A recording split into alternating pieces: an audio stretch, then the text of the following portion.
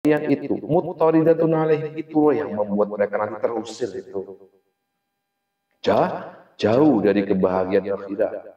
Mustaghriqatun li awqadihim, kelalaian itu pula yang membuat mereka itu tenggelam di awqadihim, dalam waktu mereka. Ya, mustaghriqa li awqad, bahwa mereka seperti orang kelelap itu, mustaghriq. Hari-harinya, waktu-waktunya tenggelam dalam kelalaian. La yantahuna anha ma damat syahwatu mutawaliyatan, itu tidak akan bisa finish, selesai, selama syahwat itu tetap menjadi kendali utama dia. Mutawaliyah wa hiya kadzalik.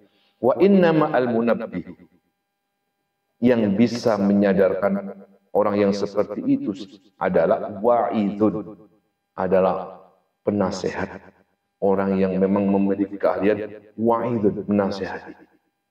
Zakiyus sirati, yang hatinya bersih, yang track recordnya bersih. Waqad khalat, sayangnya al-biladu anhu, sayangnya khalat al-biladu anhu, sayangnya negara kita sekarang itu kosong dari orang seperti itu.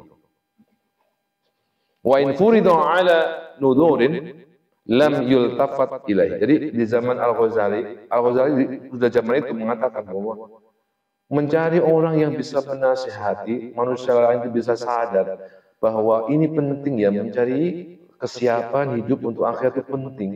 Mencari orang yang seperti ini loh, di zaman itu susahnya bukan main. Bahkan Al-Ghazali dengan tawaduknya itu mengatakan di dalam Ihya Ulumuddin, jadi bahwa apa namanya, amma al-wa'd, adapun urusan nasihat menasihati, kata beliau, falastu ara nafsi ahlan lahu, kalau saya sendiri tak punya keahlian itu. Beliau sendiri ngomongnya, saya Al-Ghazali tak punya keahlian untuk menasihati orang lain. Li'annal wa'dhu zakatun, karena apa? Nasihat itu sebenarnya taubahnya seperti zakat. Nasihat itu taubahnya seperti zakat. Ya, nisabu al-itti'ad, nisabnya, ya, nisabnya apa? Al-itti'ad, seseorang bisa menerima nasihat dan mengamalkan nasihat. Faman la nisaba lahu kaifa yakhruju az-zakat. Seseorang yang tidak mencapai nisab, bagaimana bisa mengeluarkan zakat? Artinya ngeten, orang yang memberikan nasihat kepada orang lain, satu, dia harus orang yang pertama kali menerima nasihatnya itu, yang kedua dialah orang yang pertama yang mengamalkan nasihat itu.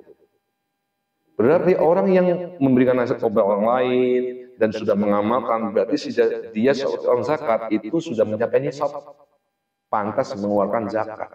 Tapi kalau ada orang nasihati orang lain, dia sendirinya kemudian tidak bisa menerima itu atau tidak bisa mengamalkan, berarti dia tidak ada kewajiban untuk nasihati orang lain. Seperti dia tidak mencapai nisab, tidak ada kewajiban bagi dia untuk mengeluarkan zakat. Mungkin ya. Nah, zaman itu sudah kosong, sudah kecil sekali mencari orang yang seperti ini. Terlebih di zaman kita sekarang. Karena kriteria orang yang bisa memberikan nasihat kepada orang lain apa? Satu, dia bisa menerima nasihat itu dan Balik Al-Ghazali dengan tawaduk beliau, kalau saya mah nggak pantas nih.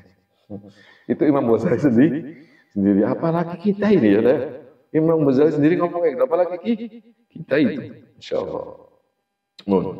Wa in iltufitat ilai, jika memang kita menemukan nasihat seperti itu, wa waqa'al al-ihsasu bihi fil hal wa husnul azmi, ya, kemudian kita, waduh saya ini tertarik dinasihati ini Pak Ustadz Kofi misalnya ya saya nasihati tentang akhirat, langsung ada rasa itu misalnya, ihsas itu punya rasa, fil hali, ketika dinasihati tadi, wa husnul azmi, sehingga kemudian wa hasuna al azmi, kemudian niat kuat, al tajrud li ta'ati, setelah ini akan saya siapkan untuk akhirat setelah dinasihati nasihat tadi fil istiqbal, semangatnya Tapi jangan lupa, hajamat aqiba dzalika syahwatun minasyahwati. Setelah kau pulang dari Pak Ustadz Ofi tadi, setelah dinasihati tentang akhirat, persiapan ke akhirat, mulai kemudian. Jangan lupa, setelah itu kau akan dihantam, diserang, diperangi oleh syahwat sendiri. Wa azalat atau tanbih, sehingga ketika satu syahwat menghantam, dua syahwat menghantam lagi, secara bertahap juga bekas nasihatnya sedikit demi sedikit pudar, bles. Makanya arek bengi iki ngaji, enggak mulai ngaji, mending nyambut gawe, entek sore ndip. Gitu. Makanya bengi ngaji mah masih aneh gitu akhirnya. Itu memang begitu. Dihantam oleh syahwatnya sendiri. Ketika syahwat ya, bos, sampai budal toko ngarep yo. Buka lawang wis ketok syahwat. Gitu. Sepeda motoran kate betul dedek syahwat wis bilang sama. Terus sampai tutup tempat kerja. Ada banyak syahwat yang menghantam. Ketika satu saat menghantam, satu nasihat pudar. Terus pudar, sehingga sore entek wis nasihat hilang. Iku lek sampai sore, lek sampai sore. Kalaupun kau kemudian ada kesemangat, itu baik kan semangatnya? Setelah dinasihat, mulai sekarang saya akan semangat ibadah, mencari bekal untuk akhirat. Jangan lupa ya, setelah itu kau akan dihujam oleh syahwatmu sendiri. Dan ingat, satu hujaman syahwat, azalat tanbih, akan menghilangkan bekas-bekas peringatan dan nasihat dari penasihat itu. Wa a'adat hijab al-ghaflati, dengan demikian hijab, satir, tabir yang berupa ghaflah itu akan kembali kepada diri kita lagi. Lali malai. Wa'ada al-ghafilu liman nuhiya anhu, maka orang yang lalai tadi itu akan kembali kepada apa yang dilarang oleh Allah. Awalnya itu Masya Allah tunduk, pandangan matanya tidak mau melihat macam-macam. Tapi syahwat satu nggak sadar, dia masuk jelek gitu. Lep. Sesungguhnya ketok atau apa itu dia kok menggilap pete akhir gitu. Kembali kepada apa yang dilarang oleh akhirnya ketika asar jejak nasihat itu semakin menipis, lalainya semakin tebal, akhirnya kembali kepada maksiat. Wala yazalu hakada da'bu kulli wahidin ilal mat. Inilah yang terjadi pada setiap individu kita hingga sampai mati nanti. Wa inda dzalika la yabqa lahu illa at-takhassur. Iki kemudian tetap enggak dihati-hati, maka manusia itu akan la tahassur ba'dal maut, dia akan menghadapi kerugian yang besar setelah kematiannya nanti. Ba'dal faut, ya, kerugian yang besar setelah apa? Terlewat mati. Ya, apa ya? Terlampau itu terus tanpa ada sia-siaan. Wala yunadzalika anhu syai'an. Maka fa na'udzubillahi minal ghaflah. Maka kita berlindung kepada Allah dari ghaflah. Dari ghaflah. Jadi nanti runutannya ghaflah itu seperti itu. Dan ini yang terakhir ini sebenarnya disampaikan oleh Al-Ghazali adalah itu berkaitan dengan kita ya, orang-orang yang beriman kepada akhirat ini.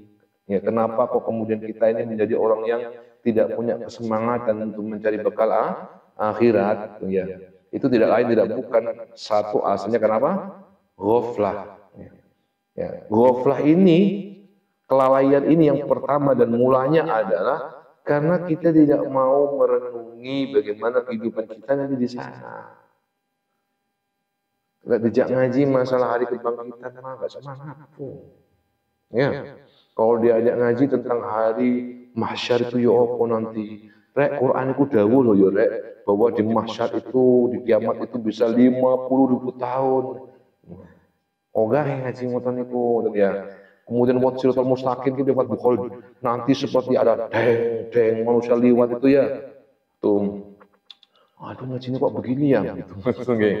Ya, justru ngaji kados ngaten niku lek disadari di sini itu membuat kita tidak ghaflah. Lek wis iki gak direnungi akan muncul apa?